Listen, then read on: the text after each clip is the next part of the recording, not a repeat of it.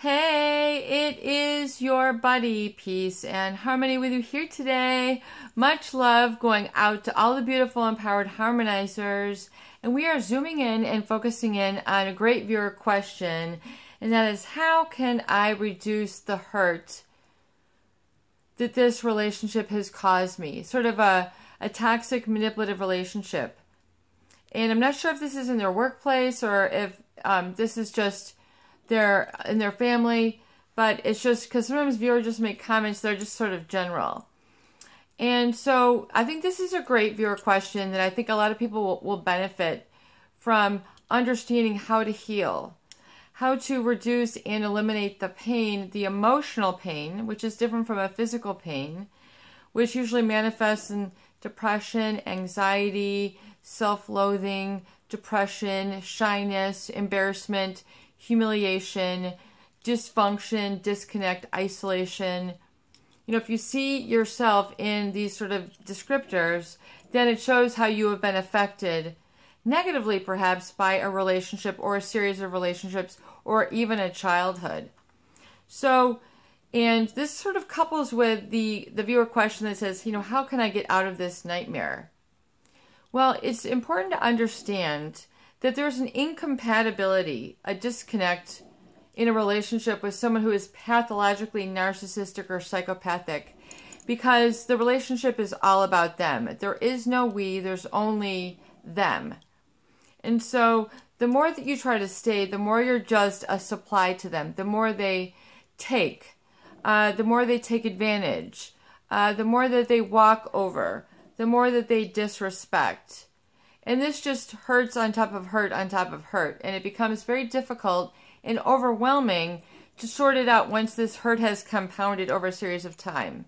And so it couples in and sort of parlays off of this great viewer question, which is, how can I end this nightmare? Or, you know, why did this happen to me? And oftentimes I also feel that a relationship with a toxic individual, someone who is even malignant, pathologically narcissistic, or psychopathic, if this is you, and you've encountered someone who's a severe liar, you know, all about them, the ego. So the false mask and charades and persona that they put on is designed to deceive and cause a duplicity, a deception and a conning, and a sort of, you know, derogatory or negative influence on others. In other words, they will hurt others as part of their ego. So part of their ego, and a lot of viewers say they're sadistic, and then people become, you know, sadomasochistic in the relationship if they stay. You know, they enjoy inflicting pain on others, and the people who stay with them enjoy the pain that they're getting. You know, this becomes the new thrill or relationship low that they're addicted to. And you can't become addicted to that sort of uncertainty where it's like, we're going to have a fight. Are we going to make up? We're going to have a fight. Are we going to make up? Who's going to win? Are we both going to lose? You know, it becomes like this drama. And this is not normal. This is not healthy. Some people, they enjoy a fight. Okay? There are people who don't enjoy a fight. They don't want to expend their energy, waste their time, getting aggressive, getting hostile, hating, you know. And I told my brother this, you know, when he was, when he was talking, and I mentioned, you know, I don't think you're going to be on your deathbed and say, I wish that I hated more.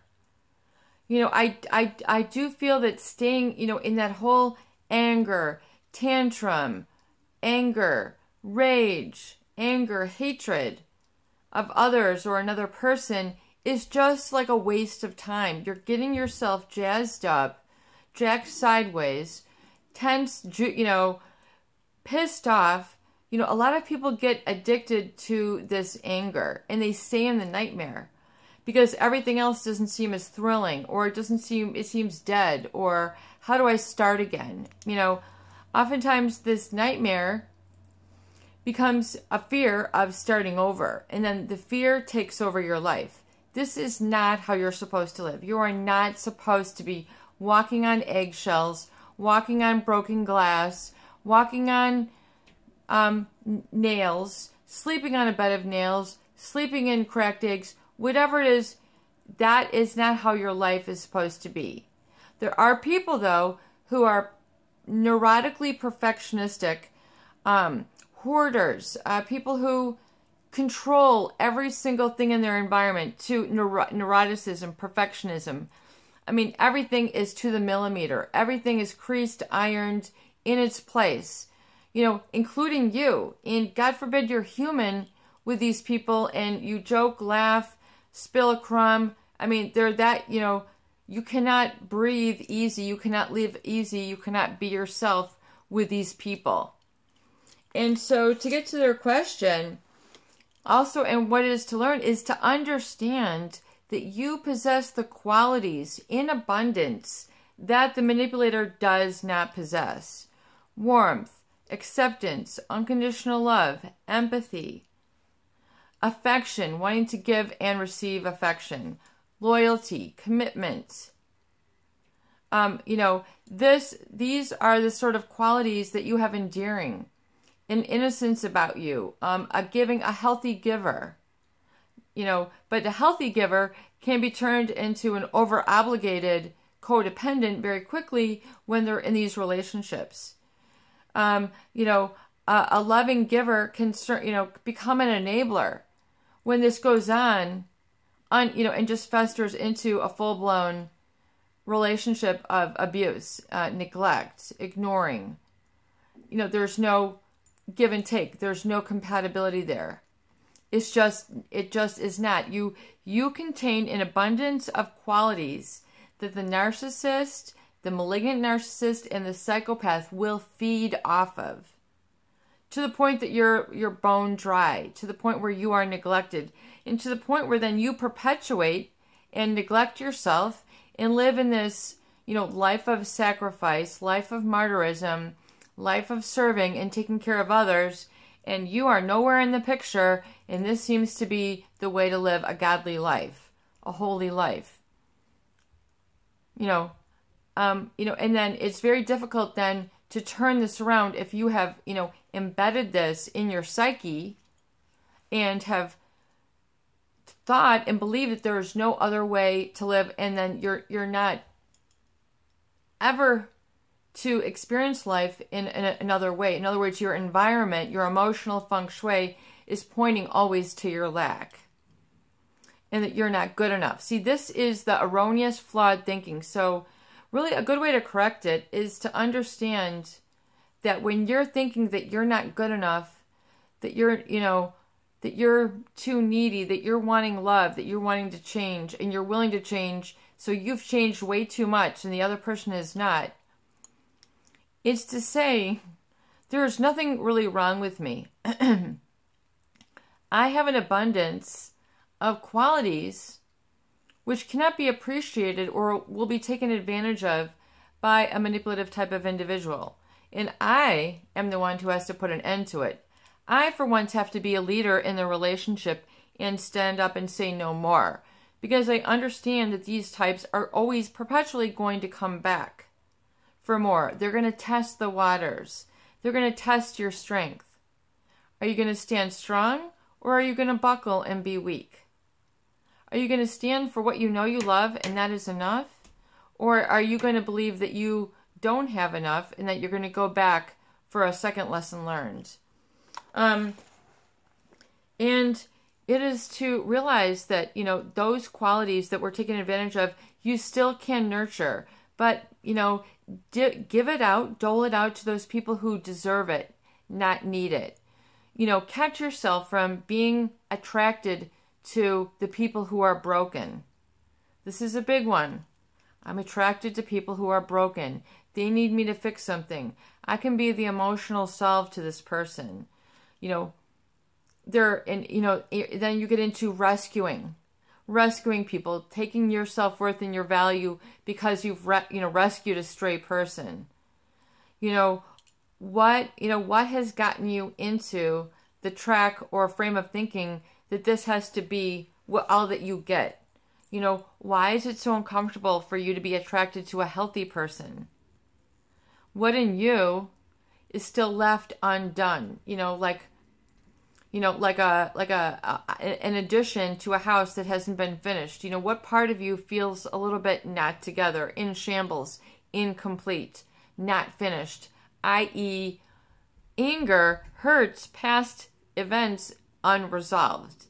So if you feel that, you're not ready, it's a good sign that you pay attention and say, you know what, I'm not ready yet. Something needs to be worked through. I'm the one who's going to master this. I'm the one who's going to get out my toolkit and hammer it out, and I'm going to do whatever it takes to get myself feeling complete. But there will be more, to give and fill my life once I have relationships, and I can open myself up to this. And it doesn't mean that I have to be trashed or waffled over, but that I can test it out in small increments. Meet somebody for coffee, half an hour. Have, a 15-minute conversation with a lost friend. Send an email, things that are baby steps that you're then in control. You're not always giving your power over to another individual. Some people have believed it's the right and the respectable thing to always give somebody their way. Well, I'm respecting you by letting you always do this. I'm showing you love by being of service and by sacrificing myself. This is how I show love. I show love by being walked over. This is erroneous. This is flawed thinking. It's not a healthy outlook or belief system to found relationships on. Beliefs are like the legs of a table. It's what keeps it stable. It's what allows things to be placed on. Your beliefs hold up the foundation of your relationships. Oftentimes people, though, are unaware of their beliefs. They're unaware of what they really believe and will live by. Their guiding truths, their guiding principles, what they feel that they deserve, that they can do it. The I ams. It gets right down to the foundation of that. I mean, that is a powerful place to live from. And the recovery dates where you go out and you take out, even though you've been wounded, you've been anxious, you've been a mom, a dad, a sister, an employee, a colleague. It's time to remove all those labels when you go out on your recovery date and you live and interact with the world in the most powerful I am. I am magnificent. I am glory. I am love. I am affection. I am inspiration. I am giving, I am love, I am innocence, and I am protected and I am safe. And I am like a child at play, and my heart delights in what I love. And the angels and everybody else, the universe embraces me when I am at living my potential. And I am complete and I am enough. So your recovery date should be about living in that moment and really kind of jogging yourself. I don't want to say forcing yourself, but enforcing yourself to go out and live and interact and giving yourself, taking yourself out to a very special place and indulging that I am complete, where you enjoy your company. In fact, you delight in your company, so that you create and then foster and alchemize into a person which is healthy, strong, and has boundaries and standards. So you can bring that to life. You can bring that healed self to relationships. You can bring that healed self to your job. You can bring that healed self to your future family, your future friends. It is that healed self which then is buoyant. I remember studying English literature in college, and the professor wanted the class to kind of discuss the term in literature of buoyancy. What does this mean? And as I reflect now, buoyancy is means like a bobber in a lake. It bobs up and down. In other words, the waves come and it goes up, the waves go down. It doesn't really ever go under. It doesn't, sort of get toppled over. It's buoyant. It's sort of resilient. It goes along with emotion, energy and motion. It goes through the waves, but it still kind of keeps its place. And it shows you, a buoy is supposed to show you how far out into the lake you are. In other words, is this 50 yards? This is safe swimming territory. After this, we don't got your back. You're swimming in the middle of the ocean, or you're swimming in the middle of the lake. We can't rescue you there. You're too far gone. So emotional buoyancy is like what you should be taking out and experiencing on your recovery date. Sort of this bobbing along where you're keeping yourself a little bit more elevated and a little bit more humble and a little bit more receptive and positive and not lacking anything. In other words, I'm not hungry. I'm not missing this. I'm not missing that. It's just, I am, your best I am. And it might be, you might find that I am becomes an artist. So your recovery dates might be looking at canvas and stretcher bars and oils and paints and Damar varnish and different types of paintbrushes. So your recovery date might be going to the art store. You might be going to where all the professionals shop. Or you might find that you're really into fashion design and you really want to sew. You're like, you know what? One thing I've always wanted to do is to sew and to really appreciate design in clothing.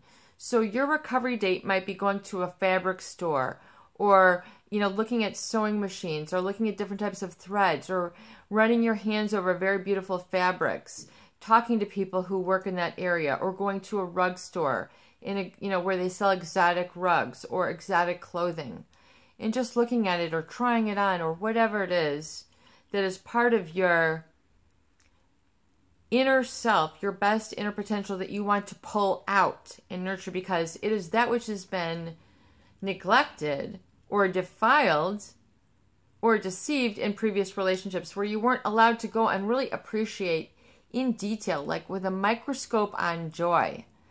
Just taking that and just wow, I am, and then, because oftentimes it was that which was shuddered at before. You might find you're a wonderful photographer. You love taking pictures. You need to get into this. You might need, find that you're attracted to cars, building cars, learning how to put together an engine, or maybe you just like polishing them, and so igniting that I want and I am is part of the healing process, so that you're jettisoned, you're thrust into the need to give yourself a healing life. So you're seeking healing people, the healing arts, maybe going and getting a massage, getting a facial, men getting a massage, getting their feet done, or, a foot rub, going and getting a spa day, depending on, it doesn't have to be you're out of your bucks, but, going and trying new things, resensitizing yourself. And when I talk about resensitizing yourself, it's in all senses. Giving yourself different textures, different elements that you find you really resonate with. I love, I work with a lot of the crystals, the candle quartz, this is good for when you're instructing people. And so you might find that you're really into crystals or rocks. Then go and research, take a class, get books, go and get yourself some pieces. And I know viewers have asked me to do a video on a lot of the different rocks and their metaphysical properties. And maybe I will do that someday, but I want to kind of keep things broad. And so thank you for your inquiries. We can definitely do that. But you need to identify with what you want and stop identifying with the role of taking care of others. So, and because your identity, oftentimes, if it's placed on taking care of others and being codependent, you need to shift that into an identity that is based on what you want and who you want to become. Because if you're always in the service mode and you're always sort of hyper vigilant, you're not dreaming. You're not asking the right questions, which give you to open up and rewire or, initiate new neural connections, new feelings, new perspectives, new I am, where you literally transform. And especially in the beginning of a year, it's cheers to that. You know, what can you change up? How can you resensitize? For example, you know, getting men and women, you know, getting yourself a new perfume. I love this Ed Hardy one. I'm not sure the name of it, but like this is very inspiring to me. This Ed Hardy perfume, I wear this a lot. You know, men and women, going out and getting some new essential oils, new perfume. There's one out that's very lovely called Zen. It's for women. You know, going out and men and getting a little bit of cologne. You feel better. You know, bathe yourself. Get really good soaps. Indulge in some really fine shampoos. Get yourself a manicure. Give yourself a hot bubble bath, men included. You know, light some candles. Create an emotional feng shui and prime yourself, especially for the new year. This is very important. You know, you make new friends and, you know, and let go of what was old or what was toxic. You know, make new friends, let go of the toxic. So the toxicity doesn't ruin you in new relationships. You're not carrying that over. You've cleansed it. You know, we had a viewer who made a comment about, you know, they had spent a lot of time crying during one of the videos. This can be a catharsis, you know, work through and cleanse through that hard wiring and a lot of the, you know, sometimes being acknowledged for all the pain that you've been through can release a lot of those tears. And it can help you kind of release a lot of those old memories. And you might find yourself wanting to hold on, but you're not holding on. You know, if you're holding on to the past events, it's because you're not convinced that your life is going to fill up and you have something new to hold on in the future. So if you're holding on to the past, you're afraid that the future will not result in much. So you're trying to fill yourself up with the past rather than know that you can hold on to something new and have something new in the future. Amen. You can let go of holding on to that old because you will have something new to cherish and hold on to in the future, which will be growing, more alive, more stimulating. You know, so get rid of the old. Don't be ashamed. Don't live in the hard wiring. You know, let go of that, you know, unplug that big hard wire. Even if it feels like I'm going to have to replug into something else, then that is, you know, that is the fear that you need to confront. I can do this. I can replug into something else completely 100%.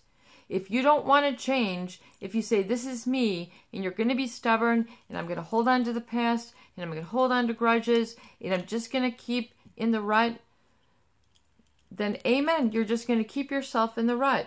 And it's just going to keep spinning, spinning, spinning, and it's just going to be a frustration for you. And if that's what you're going to resign to, then resign to or go the other direction. And identify in what you deserve. And identify with the fact that you, if you're holding on so tight to the past, is because you, once again, you're afraid that you will not have something to hold on to. Particularly, that's like your identity in the future, which is positive, which is you need to give, that's what you need to give the chance to. That's what you need to give the space to. And the fact that there's an internal void, which is like competing needs. So if you are at a conflict within yourself, there's this nightmare, you're going to be experiencing conflicting needs. The need for this person, but my needs are in competition or not harmonious. There's going to be a conflict. This is what relationship conflicts are. There are competing needs, which are not compatible. You know, two people can't wear the same right shoe. You know, it's either a right and a left. You know, these are going to work together. But, you know, two right feet, we're going to buck heads. You know, you need to be better than me and I need affection. You know, you need to storm around and be passive and I need a more engaging relationship. You know, I want to do this together and you don't ever have time. You know, it's conflicting needs. You need for me to soak and bask in your goodness and you won't ever give me attention. I mean, the pathological egos, it's just don't be seduced. Even if you were seduced in the past, don't hold it against yourself. I didn't know, I didn't know better before. So I was always, trying to be in with, this group or this person or this, I call it the Kramer of the Seinfeld shows. I always, gave it up to that person who was not the humble, who was not the affectionate, who was not the empathetic. I always, sort of basked in the narcissist or the psychopathic personality types. I fell for it. I stubbed my knee. I stubbed both knees. Been there, done that, got the t-shirt. We're moving on. We're seeing more. And it's very difficult to get energized to do that. But that's what, the recovery dates are about. It's getting you ready. It's getting you prepared. It's filling that internal void so there aren't conflicting needs. The recovery date should be all about you. And the recovery gift should also be in recognition and truly honoring your highest self and your best potential. So if that inner you is like, you know what? I really want to live on a horse farm. Like I live in the urban city or I live wherever, but I've always wanted a horse farm. Then you know what you do? You go out and you either get a book on horses, you get a little bookmarker with horses on it, you get a horse candle, you go and get a bridle, or you do something that's in the direction of your dreams on your recovery date, and you give yourself a recovery gift that's significant and reflective of that truth that you want to become. And as you continue to do this, you will find if you continue to follow up on your recovery dates, which should be at least once a week, you should then top it off with your recovery gift that acknowledges and validates that inner you that's been beckoning to shine, but that has not been acknowledged and allowed the light by the other relationship. So, and then you take so you should have several recovery gifts right now if you've been watching me for a couple of weeks and doing your recovery dates. We will do a recap of a lot of the recovery journal. I know we had a viewer who asked about that. It's something that you create and make on your own with different sections. We'll get into that. If you see people asking, don't be afraid to interact. However, the recovery date should not be about the conflicting needs. It should be about you satisfying your needs. But it should be very specific and very sacred. So if it's that you want to, increase your spiritual life, then you might go to a specific book section and look at books on enhancing your spirituality, or going to a mosque, a shrine, a church, a new place, getting, enriching yourself there. Taking, your recovery date might be driving for half an hour and going to see a beautiful historic church or a beautiful mountainside where there's a monastery, or going for a walk there in their gardens, depending on something you've always, you don't know, but you need to develop your curiosity. And then that will help you to get out of this cycle and live in some new shoes and then alchemize into it. But you have to kind of push yourself gently in the direction of your dreams. Not to the point that you're breaking a rib, you're stubbing a toe, you're yanking your hair out. It should be gentle movements. And this should then make your healing exciting. It should make your recovery enthusiastic. It should get you, excited to do this, and not once again like, losing it excited, but dang, I'm going to do this. I'm going to go and I'm going to get a new calendar, and I'm going to go and I'm going to mark in right now my first 3 months of recovery dates and when they're going to be. They might be due during different days of the week or different times of the day, but you're taking yourself out. You're going there for blocking out at least 2 hours. Maybe after 3 months, you want to make it one full day or one full weekend of a recovery date. I mean, you might take yourself on a mini vacation. You might take yourself on a full day excursion somewhere, but you plan it, you will. Plan it, you must. And the recovery gift is when you reinforce that. So for, once again, if you were a builder, then you might say, I'm going to go and get like a really you know, badass hammer. Or I'm going to go, if you're into cars, you know, I'm going to go find a dealer and get, you know, like another guy and get their card and like follow up on how I can finance that bad boy. And I'm going to get that vehicle. I'm going to get that bike. I'm going to get that motorcycle. I'm going to get that new car. Or I'm going to get that new piece of furniture. Or, you know, I'm throwing out all this crud and I'm just going to repaint this room. So you're getting a sense to re-enliven, but you're coming from a healed space. You're not coming from a people pleaser space. You're not getting a car because it looks cool to others or who you can impress. You know, you're not dressing for, you know, you're not dressing like a motorcycle guy if that's not who you want to be. You're not dressing like the motorcycle girl. You're not doing this or that for the people pleaser. You're adapting into super comfy, whatever it is for you.